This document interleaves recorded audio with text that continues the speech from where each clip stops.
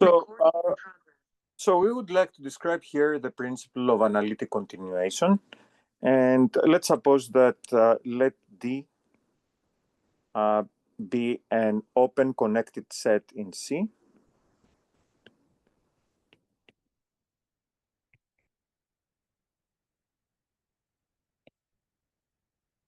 In many places in the bibliography, we will see that such a set is referred to as a domain in C. These are the usual sets over which we wish to consider continuous, differentiable analytic functions. Let f comma g from D to C two analytic functions.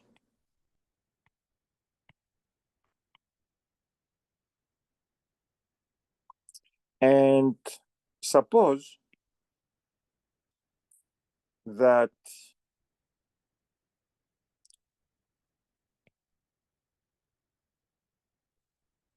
f of z is equal to g of z for every z in an open disk contained in D. Okay, so what are we talking about here? So somewhere here we have our connected open set. We have two functions f and g that are defined on this set, and somewhere there's a disk. Think of it as a very small disk contained in this set, so that the two functions coincide on that disk. Okay, now here's what happens, which is not what you can have for real numbers, for differentiable functions over real numbers. Then f of z is equal to g of z for every z in D. So that tells you that the two functions coincide everywhere. If they coincide on a very small set, like an open disk, no matter how small it is, they have to be equal everywhere. And actually, one can also reduce the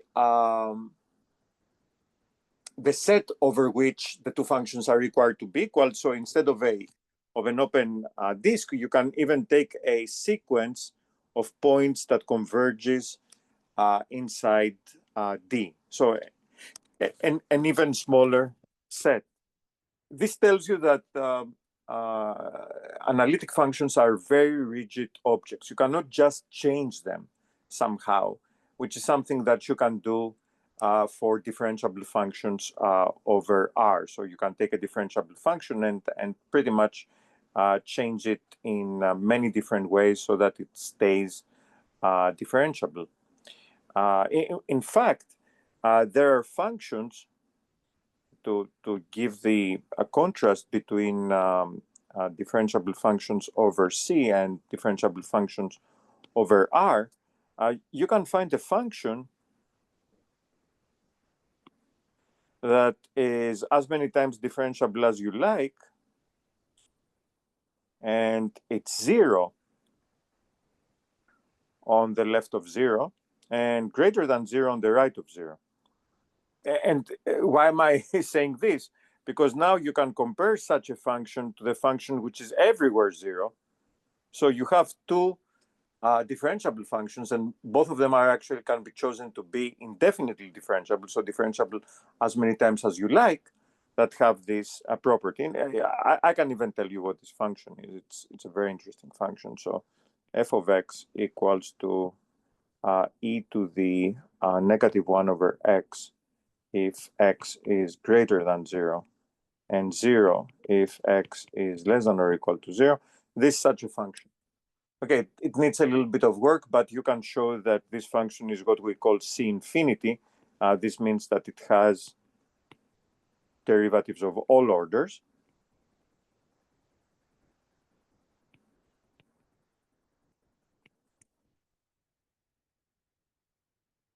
And it's 0 for all negative numbers. So it coincides with a 0 function without being 0 over the positive number. So there's no way you can build such a function in over C. Of course, here one might want to say that there is a notion of analyticity for real functions, and of course, if you take real analytic functions, then there is a similar result for real analytic functions. But the interesting thing is that in the case of complex functions, simple differentiability implies analyticity, which is not what can be said for real functions. Now, for our purposes, what we might say here is that when we take the function zeta, which is sum from n equals 1 to infinity, this n equals 1 to infinity of 1 over n to the s, this formula defines zeta for real part of s greater than 1. So we might even sketch this. This function initially gets defined for on this set, right? But the principle of analytic continuation tells you that if actually there is a way to extend this function to a larger set, as long as this set stays connected, then you can think that this function pre-existed on this larger set. They're not two different options.